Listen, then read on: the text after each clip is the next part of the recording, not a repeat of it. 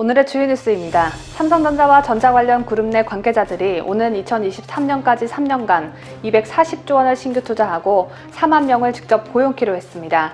지난 2018년 내놓은 3년간 180조 원 투자 계획을 뛰어넘는 전례 없는 규모이자 이재용 삼성전자 부회장이 가석방으로 출소한 뒤 11일 만에 나온 초대형 투자 계획입니다. 삼성 측은 코로나 이후 예상되는 글로벌 공급체인 대변혁에 대비해 우리 경제 사회가 당면할 과제들에 대한 기업의 역할을 다하기 위한 것이라며 삼성의 미래를 개척하면서 대한민국의 난제 해결과 도약에 이바지하겠다고 투자 배경을 밝혔습니다. 대한민국 경제를 책임지고 있다고 해도 과언이 아닌 삼성에게 문재인은 두 손 모아 공손히 인사하고 구석탱이에 찌그러져 계셔주길 바랍니다. 삼성이 경제를 살려놓으면 문재인이 망치고 이런 악순환을 피하기 위해 말입니다. 더불어민주당의 자랑스러운 대권주자인 추미애가 조민의 의학전문대학원 입학 취소 발표에 대해 대단히 안타깝고 이해하기 어려운 결정이라는 입장을 밝혔습니다. 네티즌들은 유치원생들도 쉽게 이해할 수 있는 일을 이해하기 어려워하는 추미애가 대단히 안타까울 뿐이라는 반응입니다. 이낙연도 부산대의 결정이 성급했다며 사실관계가 대법원에 의해 확정되기도 전에 그렇게 서둘러야 할 이유가 무엇이었는지 이해하기 어렵다고 밝혔습니다. 이낙연이 이래서 이재명을 따라잡지 못하나 봅니다. 대법원에 가도 스펙이 조작됐다는 사실은 죽었다 깨나도 바뀌지 않습니다. 청년층의 표심을 얻어야 하는 이낙연이 청년층을 더욱 멀리 떠나게 하는 발언을 하다니 이낙연이야말로 참 이해하기 어렵습니다. 경찰이 김호수 검찰총장 아들의 국책연구기관 부정채용 의혹 사건에 대해 혐의가 없다고 판단하고 검찰에 송치하지 않기로 결정했습니다. 김호수 아들내미는 지원 서류에 아버지 직업을 서울 북부지방검찰청 검사장이라고 적었는데 김호수 아들이 지원한 전자부품연구원은 김호수 아들이 지원하기 전부터 입사 지원서 가족사항에 관계 성명, 연령, 동거 여부 등만 적도록 했습니다. 경찰은 김호수 아들이 제출한 지원서 양식에는 아버지 직업을 기재하는 칸이 있었던 점 등 지원서 양식이 혼재됐던 상황을 고려해 아버지 직업을 드러낸 사실로는 처벌이 불가능하다는 판단을 한 것으로 전해졌습니다. 네티즌들은 김호수 아들이 일부러 바뀌기 전에 지원서 양식을 고른 것 아니냐, 직업난이 있다고 해도 공무원 정도라고만 쓰지 우리 아빠 어디 검찰청의 직책은 검사장이에요 라고까지 구구절절 쓰냐며 경찰의 수사 결과를 비판했습니다. 공군과 해군에 이어 육군에서도 성추행 피해를 본 부사관이 극단 선택을 시도했던 것으로 알려졌습니다.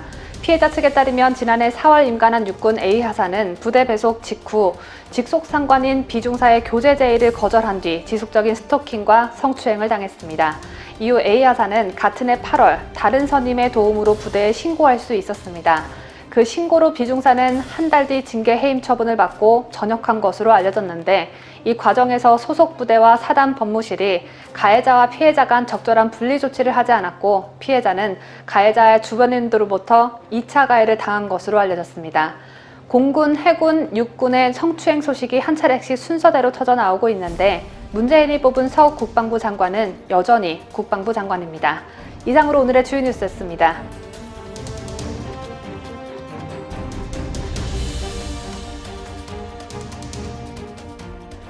오전 7시에 7가지 소식을 전해드리는 뉴스탑 7, 지금 바로 시작합니다.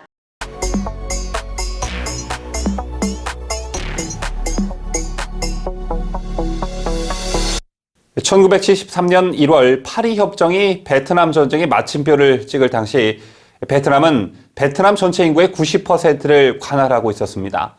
남베트남의 군사력, 경제력과 국민 생활 수준은 북베트남을 압도했는데요. 미군이 남기고 간 무기가 얼마나 대단했던지 월남군 화력은 세계 4위로 꼽혔지만 월맹군은 그야말로 거지 군대나 다름없었습니다. 하지만 종전 2년 뒤인 1975년 1월 월맹군 사단이 남베트남으로 이동하기 시작했습니다. 그리고 석 달 뒤인 4월 30일 자유월남공화국은 월맹군과 베트콩에 항복하고 패망하고 말았습니다. 그렇다면 이런 일이 어떻게 가능했을까요? 자유월남 내 공산 세력인 베트콩들은 교묘한 모략과 이간책으로 월남 군민들의 반미 감정을 격화시키면서 미군 철수를 부르짖게 했습니다. 그리고 월맹 스파이들이 월남 대통령 측근을 비롯한 모든 기관과 종교, 학계, 언론, 문화, 예술 등의 조직에 침투해 선전모략, 이간책, 유언비어 유포 등으로 사회적 혼란을 야기시키고 체제 전복에 포석을 깔아놨습니다. 이런 게 가능했던 이유는 정치 지도층, 권력층 등의 부패가 만연했고 이런 환경은 베트콩의 활동과 세력 확장에 더 없는 조건을 제공했는데요. 1973년 미군 철수 당시 미국은 월남 유사시엔 지원한다고 문서로 약속했지만 지키지 않았습니다. 그리고 시간이 흐른 요즘 월남 패망보다 더 어이없는 일이 발생했죠. 아프가니스탄을 점령한 탈레반 얘기인데요. 미군이 철수하자 탈레반은 무기력한 아프간군을 상대로 총도 한 번 쏘지 않고 주요 도시를 장악했습니다. 탈레반은 미군이 철수를 선언하자 지방도시부터 점령하기 시작했는데 도망가기 바쁜 아프간군이 두고 간 무기를 줍다시피 확보했습니다. 특히 수도 카불에 무혈 입성하면서 미군이 투자한 최신식 군사기지 시설은 물론 전투기와 헬리콥터 등 대부분의 군사 자원을 탈취했습니다. 즉, 아프간군이 미군이 지원한 방대한 군사 장비를 포기하고 도망친 것입니다.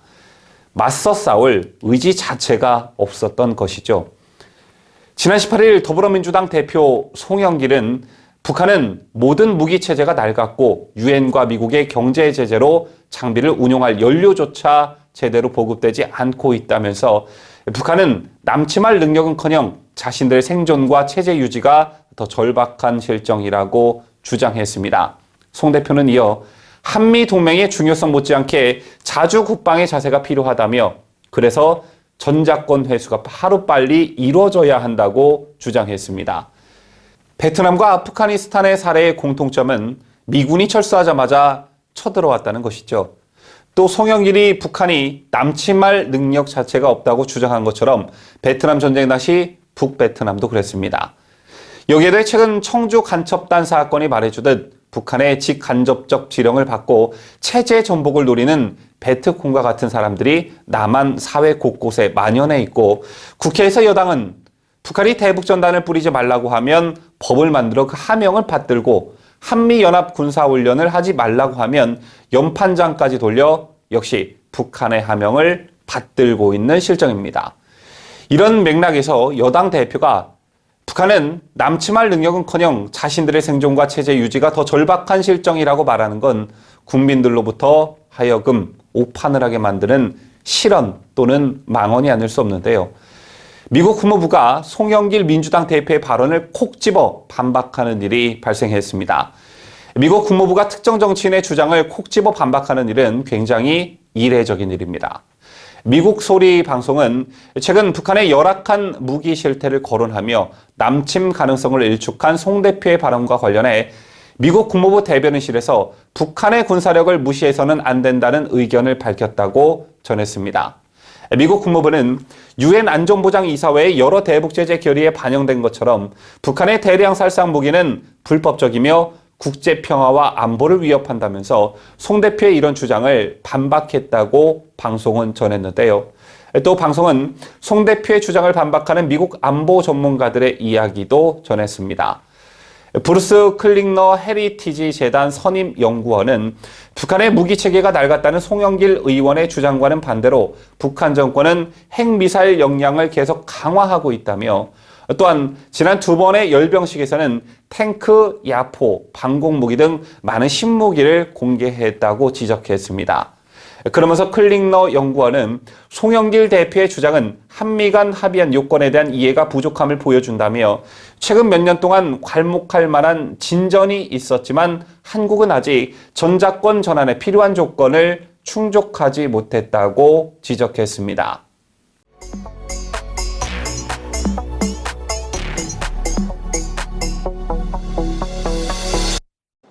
탈레반 점령으로 혼란이 이어지고 있는 아프가니스탄에 대해 유엔 기구가 9월부터 식량 부족에 직면할 것이라고 경고하고 나섰습니다. 구호품의 아프간 현지 배분을 담당하는 세계 식량 계획은 카불 공항의 일반 비행이 전면 중단되면서 임시로 아프간 인접국 육로를 통해 식량 공급을 이어가고 있습니다. 하지만 이마저 다음 달이면 고갈될 양이라고 우려하고 있는 것입니다. 이런 가운데 미국 월스트리트 저널은 미국 정부가 한국과 일본 등의 미국 기지에 아프간 난민을 임시 수용하는 계획을 추진 중이라고 보도했습니다. 그런데 이러한 보도가 나온 뒤 한국과 일본의 대응은 현저히 달랐습니다. 북한 인권 문제에 대해서도 나몰라라 눈 딱 감고 있는 문재인 정부는 현재 아프간 난민 문제에 대해서도 침묵하고 있습니다. 반면 일본은 현지에 남았던 일본인과 함께 아프간인 협력자들을 데려온다는 사실을 밝혔습니다. 이러한 일본과 비교해보니 한국 정부가 참 비열해 보이고 부끄럽기 짝이 없습니다. 미국이 우방국 미군 기지에 만들려는 시설은 정확히 말해 난민 수용소가 아니라 아프간 난민 임시 수용시설입니다. 특별 이민 비자를 소유하고 미군이 탈출시킨 아프간 사람들을 미국 본토 군사시설 내의 거주시설에 수용하기 전까지 일단 우방국의 미군 기지에 임시로 데리고 있는 것입니다. 그러면서 탈레반이나 알카에다 조직원이 아닌지 실제 미국에 협력한 사람인지 확인을 한다는 계획입니다. 쉽게 말해 환승시설이라고 할 수 있습니다. 하지만 문재인 정부와 여당은 무조건 반대 의사를 밝혔습니다. 다만 문재인 정부는 우리 정부를 도왔던 아프간 협력자들을 국내로 데려오는 것에 대해서는 우방국들과 긴밀히 협의 중이라고 밝혔습니다. 국제사회의 여론을 의식해 내키지도 않는 말을 어거지로 한 것으로 보여집니다. 정의용 외교부 장관은 24일 국회 외교통일위원회 전체 회의에 출석해 한국에 협조했던 아프간 현지인 가운데 국내 이주 희망자에 대한 지원을 고민하고 있다고 밝혔습니다. 정의용은 그러면서 우리나라가 20여 년 동안 아프간에 상당한 금액을 원조했고 여러 프로젝트를 진행했다며 협력 사업에 직접 참여하거나 도움을 많이 준 사람이 상당수 있다. 이 중 한국 이주를 희망하는 사람들을 이동시키는 방법에 대해 고민하고 있다고 밝혔습니다. 행동으로 바로 나선 일본은 23일 오후 아프간 현지에 남은 일본인과 함께 일본 정부에 협력했던 아프간 사람들도 데리러 간다며 항공자유대 수송기를 현지로 보냈다고 밝혔습니다. NHK와 아사히 신문 등에 따르면 가토 가츠노부 관방장관은 아프간 현지에 남은 일본인과 일본 대사관, 일본국제협력기구 등에서 근무했던 현지인 직원들을 대피시키기 위해 자유대 수송기 3대를 투입했다고 밝혔습니다. 일본은 탈레반이 카불을 점령한 날 현지 대사관을 폐쇄했습니다. 일본은 외교관 12명은 모두 아랍에미리트 연합 두바이로 피신했지만 아프간 현지인 직원은 남았습니다. 국제기구에서 일하는 일본인도 아프간에 남았는데 이들 모두를 일본은 구출해내려는 노력을 하고 있는 것입니다.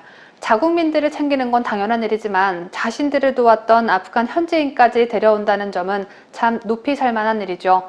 이 부분은 그 누구도 반박할 여지가 없는 일일 겁니다. 일본의 처사와 대비되는 한국의 경우를 좀 더 자세히 들여다보겠습니다. 2001년 11월 미국의 아프간 침공 이후 한국은 2014년 6월 완전히 철수 때까지 현재 여러 부대를 파병했습니다.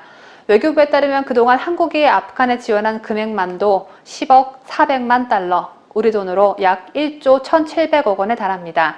이처럼 13년 동안 수많은 부대를 파병했고 1조 원이 넘는 자금을 지원해 사업을 벌였다면 한국 정부와 한국군에 협력한 사람은 수백 명에 이를 것으로 추측됩니다. 실제로 송영길 더불어민주당 대표는 바로 어제 아프간 협력자 수가 약 400명이라고 밝혔습니다.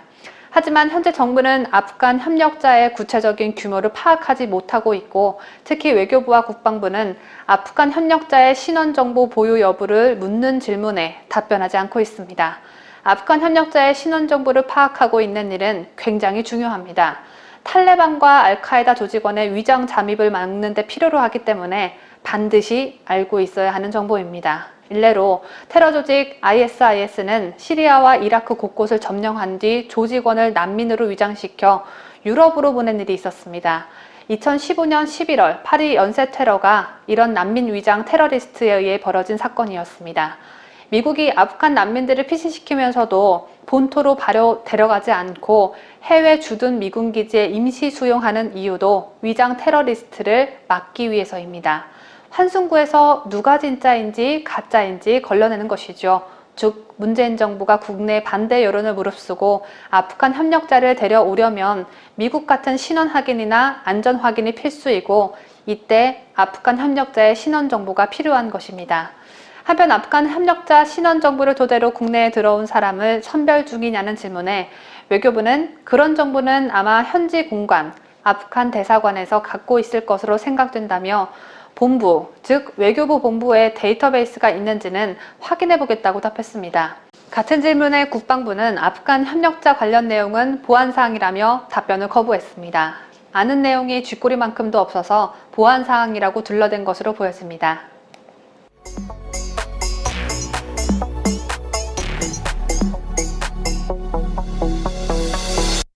청와대가 지난해부터 최근까지 각종 여론조사에 27억 원의 예산을 사용한 것으로 확인됐습니다.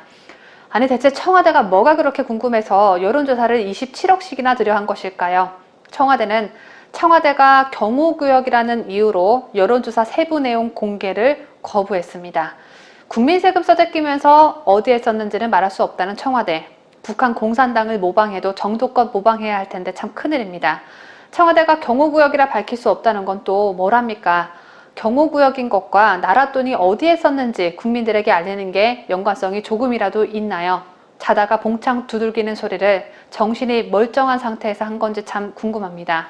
24일 국회 운영위원회 소속 성일종 국민의힘 의원이 요청해 대통령 비서실로부터 받은 자료에 따르면 청와대는 지난해 1월부터 지난 6월까지 정기 국정 지표 등의 여론조사에 총 26억 8,700만 원을 썼습니다.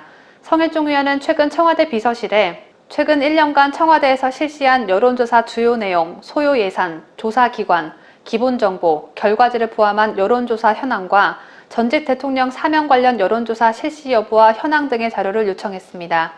이에 대해 청와대는 딱 한 장짜리 답변서를 통해 2020년 1월부터 2021년 6월 말까지 정기 국정지표 조사 등에 26억 8,700만 원을 썼다고만 밝혔고 성 의원이 요구한 구체적인 여론조사 내역은 밝히지 않았습니다.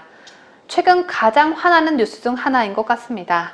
이와 관련해 청와대 비서실은 청와대는 24시간 상시 비상체제로 운영되는 국가보안 최상위 시설로서 대통령의 경호에 관한 법률에 의한 경호구역에 해당된다며 경호구역 내에서의 여론조사 수행 등을 나타내는 계약의 세부 내역은 대통령의 경호 및 안전과 청와대 보안관리 등 중요 보안 사항으로 공개하기 어렵다고 밝혔습니다. 청와대는 또 여론조사 세부사항을 외부에 공개 시 공정한 업무 수행에 현저한 지장을 초래할 수 있으며 특정인에게 불필요한 이익 또는 불이익을 줄 우려가 있어 전체 규모에 한해 공개한다며 지난 1년 6개월간 여론조사에 들어간 예산만 공개했습니다. 청와대가 달나라 해명을 하면서 세부 내역은 공개하지 않았지만 문재인이가 이명박 박근혜 대통령 사면과 관련해 국민 공감대와 국민 통합을 고려해야 한다고 말한 점으로 밀어볼 때 두 전직 대통령의 사면과 관련한 여론조사를 실시한 것으로 보여집니다. 실제로 문재인은 두 전직 대통령과 이재용 삼성전자 부회장 사면과 관련해 수차례 국민 여론을 언급한 바 있죠. 어차피 북한 김여정이 박근혜 풀어주지 말라. 이재용 풀어줄 거면 대가를 톡톡히 받아내라. 이러면 국민 여론이고 뭐고 다 무시하고 북한 지시에 따를 거면서 여론조사는 뭐하러 하는지 모르겠습니다. 또 백신 수급 등과 관련한 여론 추이와 동향 등을 살펴보기 위해 여론조사를 실시했을 가능성도 큽니다. 결국 문재인 본인의 국정 운영 능력을 국민들이 어떻게 생각하고 있는지, 내가 이 문제를 이렇게 하면 국민들이 좋아하는지 싫어하는지 이런 것들을 위해 혈세 27억을 썼다는 건데, 제인아, 그런 곳에 쓸 돈 있으면 코로나 의료진에게 밀린 임금이나 지불해. 의료진들 힘들어서 파업까지 한다는데 너는 오로지 너만을 위해 27억 원을 쓰고 자빠져 있니? 라고 문재인 면전에 대고 충고하고 싶습니다. 청와대가 국민들이 뼈 빠지게 벌어낸 세금을 이딴 식으로 쓰고 있는 가운데 정부 여당이 내년도 예산을 604조 7천억 원 이상으로 편성하기로 했습니다. 올해 본 예산 558조 원과 대규모 추경 예산 46조 원을 합한 예산보다도 더 많은 금액을 내년도 본 예산으로 편성하겠다는 것입니다. 이 많은 돈을 어디에 쓰려고 하는 것일까요? 윤호중 더불어민주당 원내대표는 24일 국회에서 열린 2022년도 예산안 편성 및 추석 민생대책 당정협의회에서 코로나 극복 취약계층을 위한 지원 예산을 충분히 확보해야 한다며 추경 포함 올해 예산이 604조 7천억 원인데 이것보다 증가한 규모의 위기 극복 예산이 필요하다고 거듭 강조한다고 밝혔습니다. 윤호중이는 그러면서 경기가 회복되면서 세수 여건도 개선되고 재정 사정도 나아질 것이라며 확장적 재정 운용에 정부가 좀 더 자신감을 가져야 한다고 희망의 한 줄기 빛을 본 것처럼 말했습니다. 4.15 부정선거에 대해 대법원이 양심에 따른 판단을 내리지 않는 이상 민주당 패거리들이 국회를 장악할 수 있는 시간은 아직도 2년 8개월이나 남았습니다. 그러므로 경기 회복을 바라기엔 무리가 있을 듯한데요. 정부 여당은 국민들을 위한 법보단 국민들을 위한 정책보단 자신들을 보호할 수 있는 법안들만 주구장창 내놓고 국민들이 잘 사는 방법을 연구하는 게 아닌 임시방편으로 잠깐 때울 수 있도록 돈을 찔끔찔끔씩 퍼주는데 경기 회복을 기대할 수 있을까요?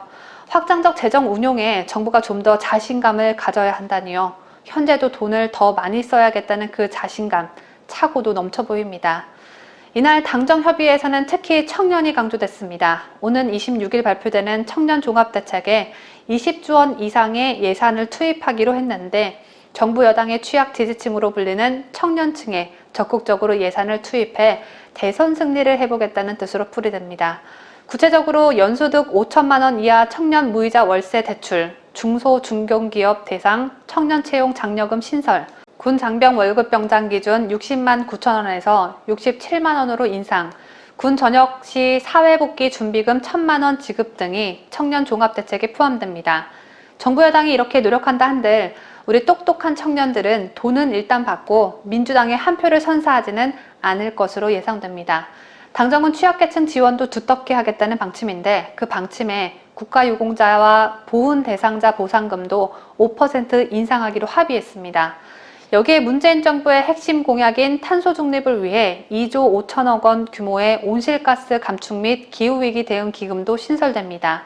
야당은 정부와 여당이 대선과 지방선거를 앞두고 돈폭탄을 쏟아내려는 의도라고 비난했습니다.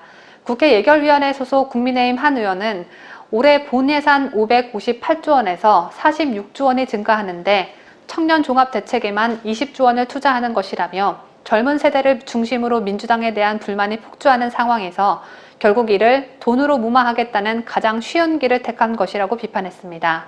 2020년 예산안은 다음 주 국무회의를 거친 뒤 9월 3일 국회에 제출될 예정입니다.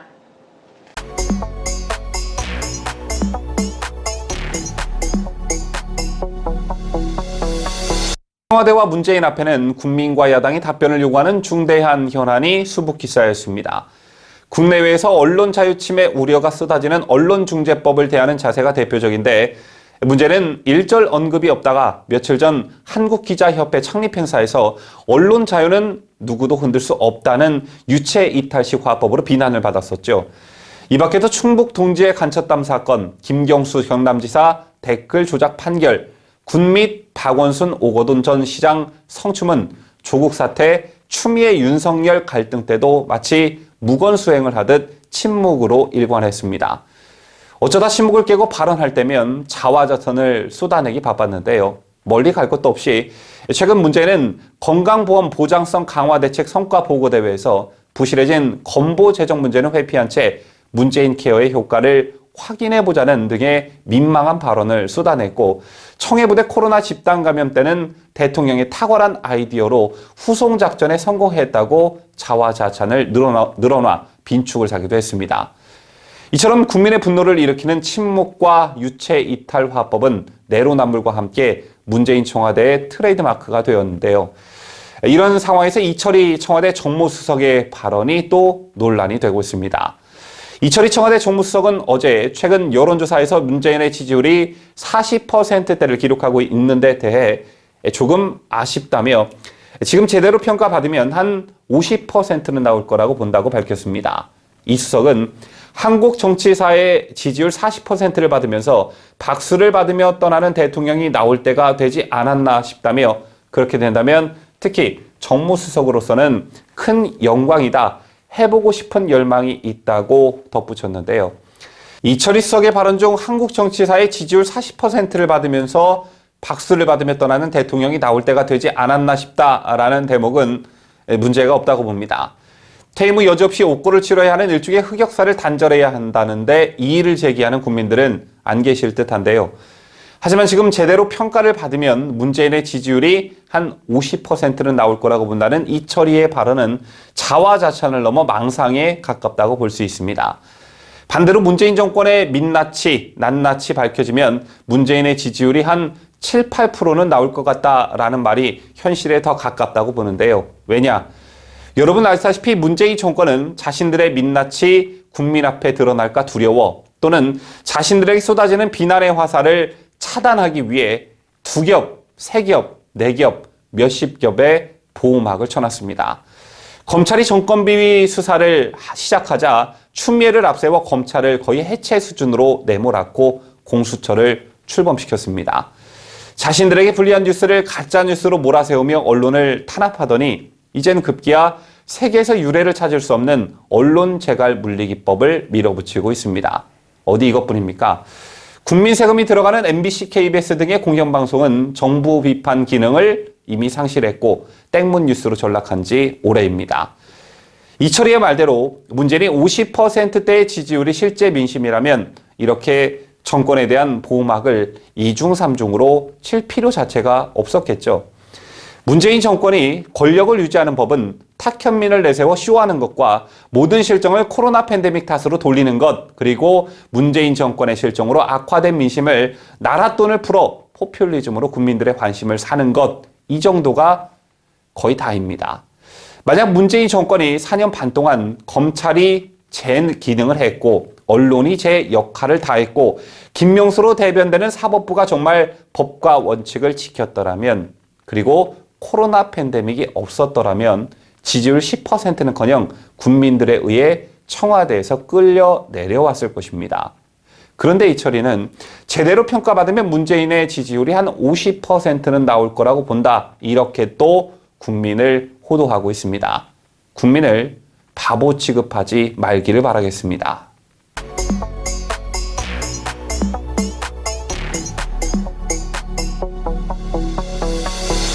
어제도 수적 우위를 앞세운 더불어민주당의 입법농단을 강도 높게 비판했습니다만 그 상태가 생각보다 더욱 심각한 것 같습니다.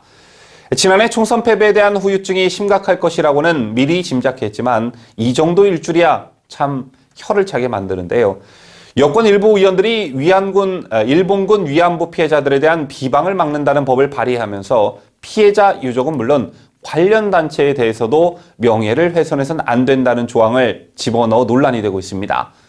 특히 이 법안에는 위안부 피해자 할머니들을 돕는다면서 정의기억연대 후원금을 유용한 혐의로 기소돼 재판을 받고 있는 이 단체 이사장 출신 윤미향 의원도 참여했다고 하는데요. 자신과 정의연 비리 의혹에 대한 비판을 자신이 공동 발의한 법을 통해 원천 봉쇄하겠다는 것과 다름없기 때문에 윤미향 보호법이라는 말이 생겨났습니다. 개정안은 신문방송이나 출판물 또는 인터넷 등을 이용해 허위 사실을 유포한 자는 5년 이하의 징역 또는 5천만 원 이하의 벌금에 처하도록 규정했는데요.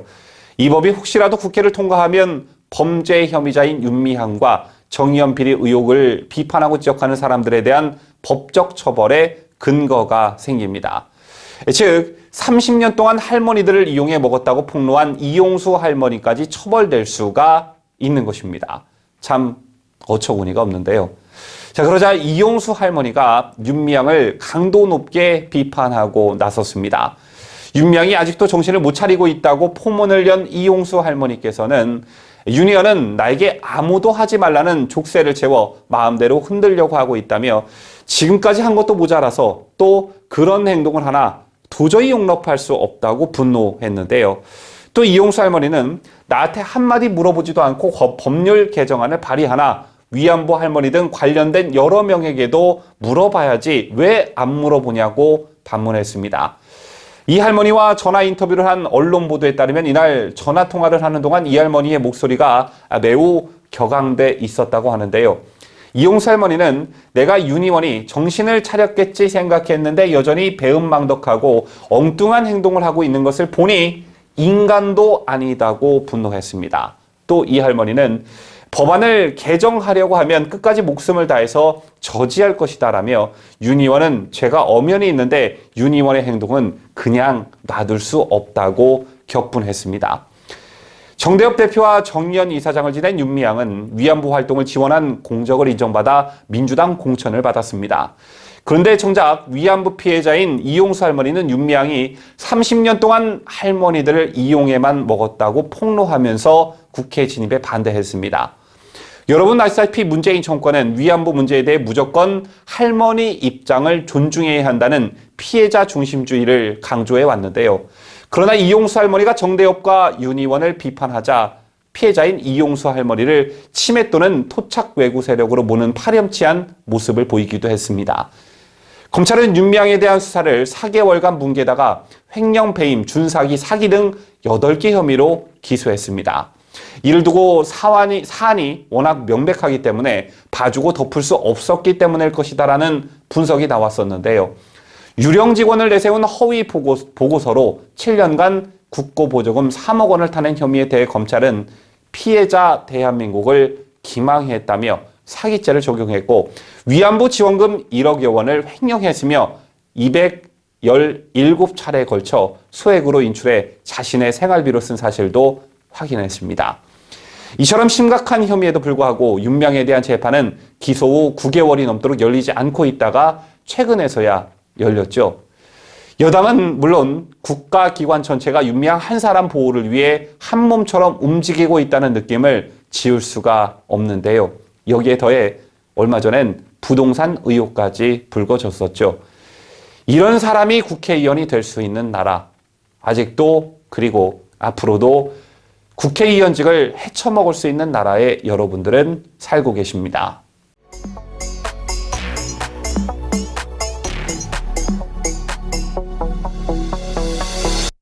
부산대학교가 드디어 조국의 딸 조민의 대학원 입학을 취소했습니다. 앞서 제가 드디어라고 했지만 그보단 이제서야 라는 말이 더 잘 어울릴 것 같은데요. 너무나 잘된 일이고 기분 좋은 소식이지만 한 가지 아쉬운 건 부산대 의전원보다 고려대학교가 먼저 취소 처리를 해주었으면 참 좋았겠다라는 생각입니다. 대학교 입학이 취소되면 그 후에 진학할 수 있는 대학원은 자동으로 취소 처리가 되기 때문입니다. 다소 늦은 결정이긴 하지만 어쨌든 이제라도 취소가 됐으니 참 다행인데 조민의 위대하신 어머니가 1심에서 유죄 판결을 받았음에도 꿈쩍도 않던 부산대는 전교심의 2심에서도 가짜 스펙을 입시에 활용했다는 판결이 나오자 기류변화를 보인 듯합니다. 부산대는 대학본부 본관에서 기자회견까지 열고 조민의 입시 취소 처분에 대한 조사 결과를 발표했습니다. 24일 기자회견장에서 마이크를 잡은 박홍원 부산대 부총장은 입학전형 공정관리위원회와 대학본부의 최종 검토를 거쳐 조 씨 입학을 취소한다고 밝혔습니다. 2015학년도 의학전문대학원 입학전형 제출 서류 부정 의혹에 대하여 지난 4월부터 조사를 진행한 후 지난 8월 18일 최종 회의를 갖고 자체 조사 결과서를 채택하여 본부에 보고하였습니다. 허위 여부에 대하여는 독자적 판단을 하지 않고 정경심 동양대 교수에 대한 항소심 판결을 그대로 원용하였다.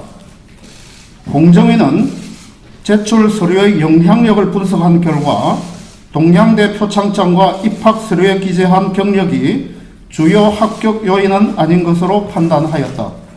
대학본부는 공정위의 자체 조사 결과서와 정경심 교수의 항소심 판결, 소관부서의 의견을 종합적으로 검토한 결과 조민 졸업생의 2015학년도 의학전문대학원 입학을 취소하기로 결정하였습니다. 박 부총장은 입학 취소 근거는 2015학년도 의전원 신입생 모집 요강이라며 당시 의전원 신입생 모집 요강에는 제출 서류의 기재사항이 사실과 다를 경우 불합격 처리를 하게 되어 있다고 설명했습니다. 부산대는 법원의 최종 판결, 그러니까 대법원 판결까지 기다린 후에 조민의 입학 취소 여부를 결정하겠다는 입장을 밝히면서 국민들, 특히 청년들의 가슴을 후벼 팠었죠. 그러나 웬일인지 유은혜 부총리 겸 교육부 장관이 입시비리 의혹과 관련해 조처를 내려야 한다는 지적을 했고 부산대는 신속하게 결론 도출에 나서겠다며 기존 입장을 선회했습니다. 이번 결정으로 인해 조민의 의사 면허도 취소될 가능성이 커졌습니다. 지 에미비를 닮아 뻔뻔한 조민은 지난 1월 의사국가고시에 응했고 최종 합격한 뒤 현재 서울 한일병원에서 인턴으로 근무 중입니다. 하지만 현행 의료법 5조는 의대 의전원 졸업자에 한해 의사면허 취득 자격을 부여한다고 되어 있기 때문에 의전원 입학 취소가 결정된 조민은 의사면허 또한 박탈당할 수밖에 없는 부끄러운 처지에 놓이게 됐습니다. 저 같으면 대한민국 땅에서는 더 이상은 못 살 것 같은데 조민은 멘탈이 돌멩이처럼 강한가 봅니다. 그렇다면 조민이 전공의로 있는 하늘병원의 입장은 어떠할까요? 하늘병원은 의사면허 취소 여부까지 보고 인턴 과정을 지속할지를 판단하기로 했습니다. 24일 하늘병원 관계자는 연합뉴스와의 통화에서 최종 판단은 의사면허가 취소되는지를 봐야 한다며 의사면허가 취소되면 인턴 수련을 포함해 의료에 관한 행위는 모두 중지되므로 면허 취소 시 자연적인 수순을 밟을 것이라고 말했습니다. 그러면서 수련에 관한 건 의사 면허가 취소되기 전까지는 내부 절차를 밟을 것이라며 지금 당장 채용 취소를 할 수 있는 단계가 아니다라고 설명했습니다. 의사 면허가 취소될 때까지 기다려야 하는 병원의 입장이 있다. 하지만 면허 취소 시 자동으로 채용 또한 취소될 것이다. 라는 것입니다. 이로써 어쨌든 하늘병원에서 진료받는 환자들은 조민이 병원에 출근하는 날까진 공포감에 시달려야 할 듯합니다. 환자들이 조민 가짜 전공의 선생을 기피하는 기간은 앞으로도 좀 긴 시간이 남아 있습니다. 부산대 의전원 입학 취소 결정은 행정절차법상 예비행정처분으로 향후 청문 절차를 걸쳐 최종 처분이 확정됩니다. 보통 청문 절차를 거치는데 2, 3개월이 소요되는 것으로 알려지는데 이 두세 달 동안 조민이 알아서 그만두지 않고 병원에 계속 출근한다면 저는 조민을 이 세상 최고 멘탈 왕으로 모시겠습니다. 조민의 의전원 입학 취소 소식이 알려지자 국민의힘 대권주자인 최재형 예비후보는 사필 귀정이라고 말했습니다. 무슨 일이든 결국엔 올바른 이치대로 돌아간다는 뜻의 사필 귀정. 현재 조국 일가에게 딱 어울리는 사자성어이죠. 최 예비후보는 페이스북에 올린 글에서 문재인 정권 하에서 구부러졌던 많은 것들이 제자리로 돌아가길 바란다며 정권 교체를 통해 반드시 그렇게 되게 하겠다라고 의지를 다졌습니다. 물론 조민의 아버지도 가만히 있지 않았습니다. SNS 중독 증세가 더욱 심해질 것으로 보여지는 조국은 아비로서 고통스럽다고 자신의 페이스북을 통해 밝혔습니다. 창피하고 부끄러워서 고통스러울 틈조차도 없을 것 같은데 조국은 고통스러움이 느껴지나 봅니다. 하지만 지난 2년 동안 국민들이 조국 집구석 때문에 고통받은 것에 비할 바는 아니겠죠. 조국 일가의 고통, 국민들이 받은 고통을 다 합산해서 이 세상 삶을 마감한 후에 저 세상에 가서까지 쭉 계속되길 바랍니다.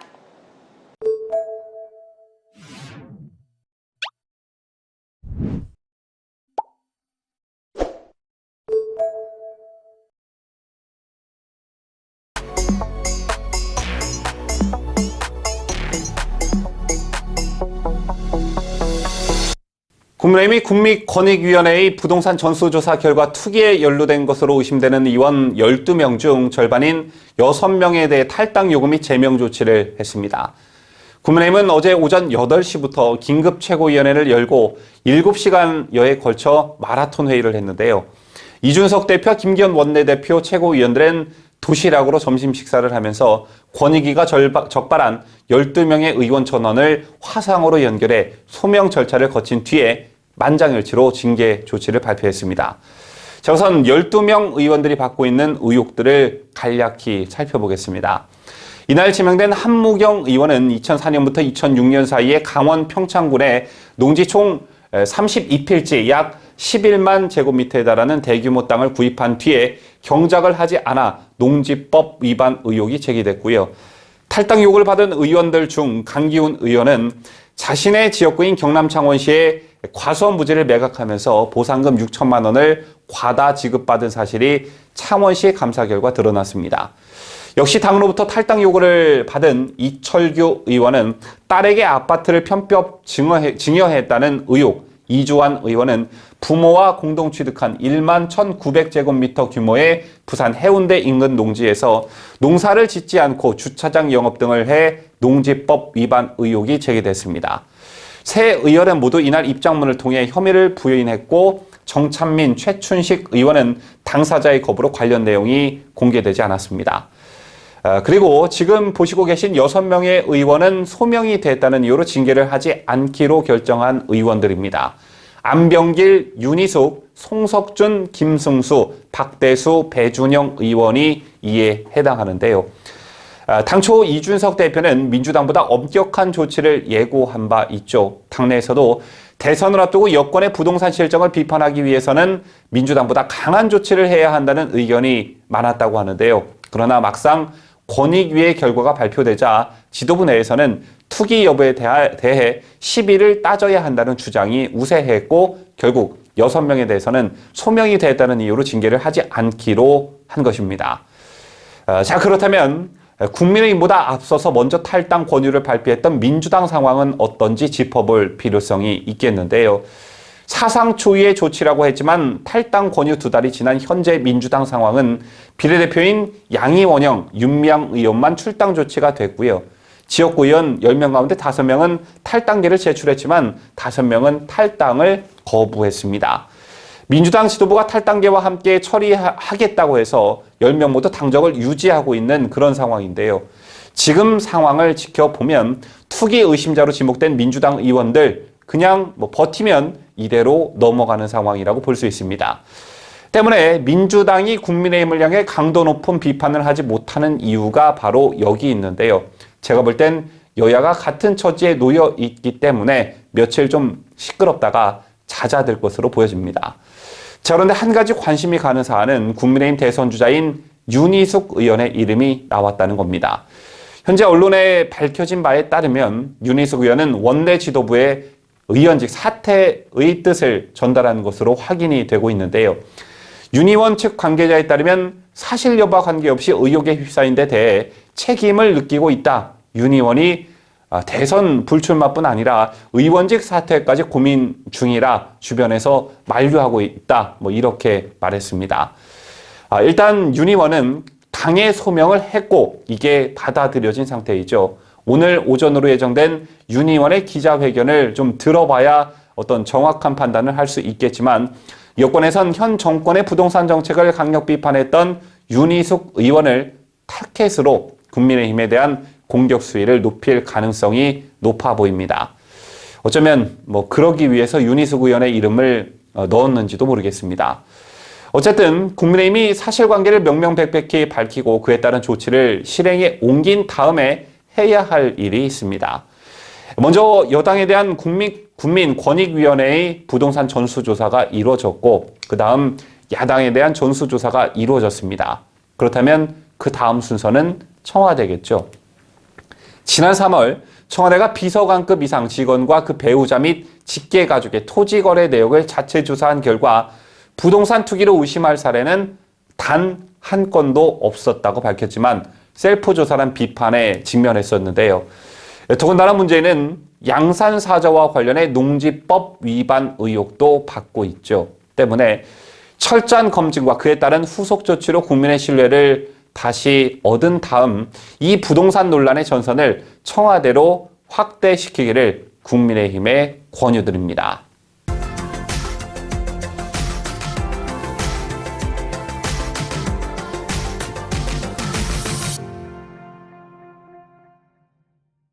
이상으로 저희가 준비한 뉴스를 모두 마치도록 하겠습니다. 지금까지 저는 자유대한민국을 수호하는 뉴스데일리 베스트 민앵커였고요.